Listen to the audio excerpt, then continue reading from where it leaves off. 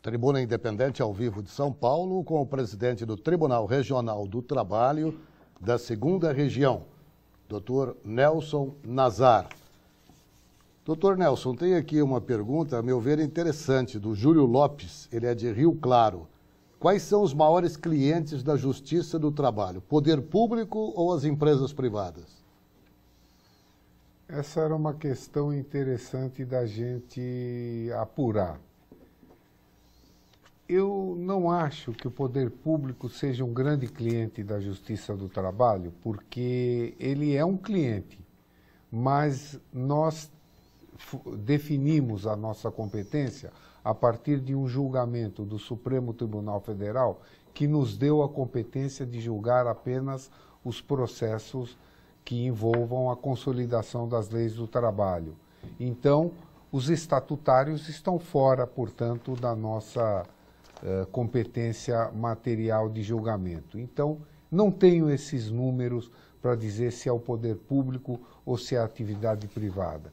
Mas o que eu gostaria de trazer é que o poder público tivesse uma nova visão do processo do trabalho e que também aceitasse participar dos grandes movimentos de conciliação nos processos que estão em curso. Doutor Nelson, uma pergunta de corretor de imóveis. Corretor de imóveis que representa determinada imobiliária não tem horário para cumprir, não recebe suas comissões de imobiliária e nem é subordinado à imobiliária. Tal condição representa vínculo empregatício? É difícil responder uma pergunta dessa em tese. O vínculo empregatício se dá quando estão presentes os requisitos do artigo 2º e do artigo 3º da Consolidação das Leis do Trabalho. Esta é uma questão que depende de prova no caso em concreto. Então, em tese, se não há subordinação, não há vínculo, mas é possível que se prove a subordinação no curso da demanda. Eu tenho a impressão que é a mesma pergunta que faz aqui a Tami Aline Sato, que é corretor de imóveis. Portanto, acho que fica já respondida a pergunta, a questão do vínculo empregatício. E nos cumprimenta aqui o Rodrigo Gentilini. Ele diz o seguinte: sou corretor de imóveis, inscrito na 2ª Região da cidade de Santos. Parabenizo o Dr. Nazar pela excelente entrevista diante do tema abordado, e em especial ao nosso excelentíssimo doutor presidente dessa nossa maravilhosa classe, Dr. José Augusto Viana Neto. Bem, ele está, então, cumprimentando. Rodrigo Pereira Gentilini, obrigado pela audiência. O José Amin, de Concha, São Paulo, pergunta se presumir a culpa já é motivo para que o trabalhador responda por acidente de trabalho ou é necessária a comprovação? A presunção no acidente do trabalho, efetivamente, depende de prova. Não se coloca a questão da presunção, né? A não ser que efetivamente seja fato público e notório, ou fato notório, mas presunção em tese não se põe. O que se põe é a prova do direito. O Juvencio de Souza Queiroz, ele é de Anápolis, Goiás.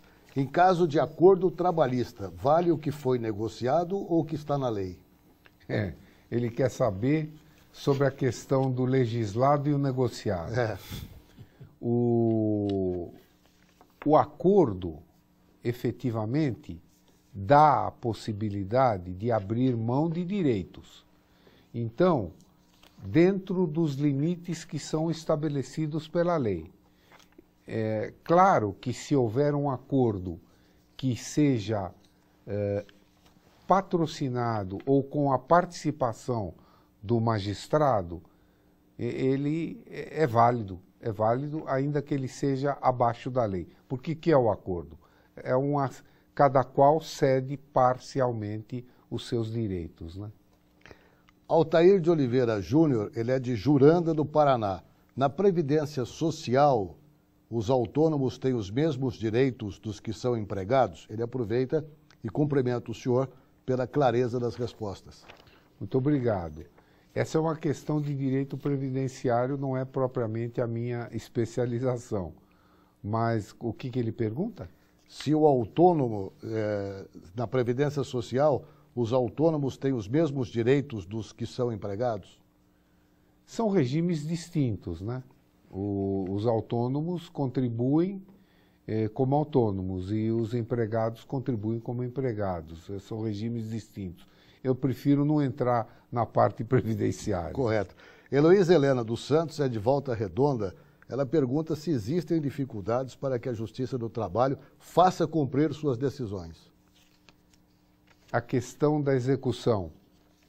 Há um grande esforço da Justiça do Trabalho no sentido de transformar a execução em algo viável. A Justiça do Trabalho foi precursora no regramento de capturar verbas e recursos e dinheiro de pessoas através do sistema online. Tanto assim que agora a Justiça Comum está também entrando neste regramento da chamada penhora online, onde os próprios bancos informam os saldos daqueles que são devedores e o dinheiro é capturado e passado para quem é devido.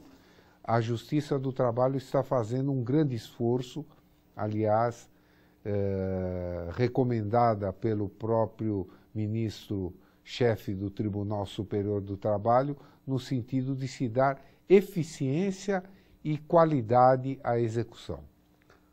Doutor Nelson, o senhor também, no seu currículo, consta que o senhor é membro fundador e vitalício da Comunidade de Juristas de Língua Portuguesa. A instituição vem funcionando regularmente? Vem.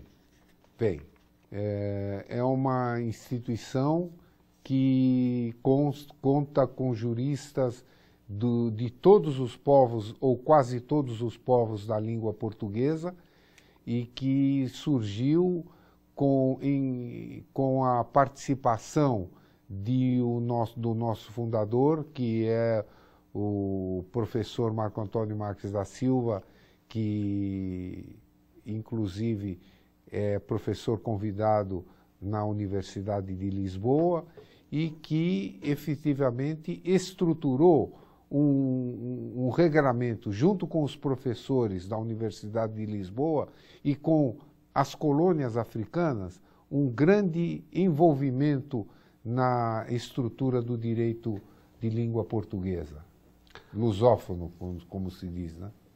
Doutor José Augusto Viana Neto, eu quero agradecer a sua presença aqui no programa, muito obrigado pela participação e publicamente quero cumprimentá-lo pela aquisição da nova sede do Cresce no Planalto Paulista, em São Paulo. Aliás, uma compra feita depois de ouvido todos os órgãos responsáveis pela fiscalização dos conselhos. O senhor está de parabéns e obrigado pela sua presença aqui no programa.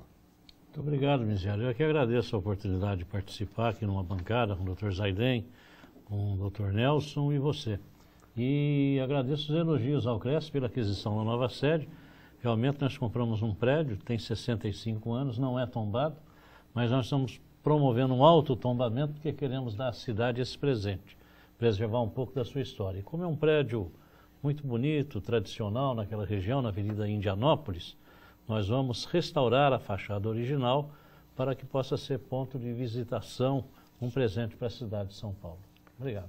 Professor de mestrado Zaiden Gerais de Neto, obrigado pela sua participação mais uma vez aqui na nossa bancada, no programa, com o Dr. Nelson Nazar, para o nosso orgulho e nossa honra. Eu que agradeço a você, Miziara, a Rede Vida, a presença do Dr. Viana, meu colega já de programa, né? Ao Dr. Nelson, meus parabéns pela condução do tribunal e me coloco sempre à disposição de vocês para o que eu puder contribuir. Doutor Nelson, ficamos muito felizes com sua participação aqui no programa. Muito obrigado. Presidente do Tribunal Regional do Trabalho da 2ª Região, cantor nas horas vagas, poeta com coração de poeta e alma de jurista. Muito obrigado. Corintiano também, né? Muito obrigado pela sua participação aqui. O senhor tem 1 minuto para suas considerações. Pois não. Foi uma grande honra estar aqui, doutor Miziara, doutor Viana, doutor Zaiden, participando desse programa em nível nacional e que nos dá a possibilidade de trazer um pouco das notícias da Justiça do Trabalho, que é uma justiça que é a justiça do povo, a justiça que pertence ao povo. É uma justiça barata, gratuita, embora não custosa, porque na realidade ele está executando inclusive tributos e contribuições. Então foi uma grande alegria estar aqui e estou sempre à disposição para o que for necessário e na Rede Vida. Muito obrigado. E a você, obrigado pela companhia. Boa noite.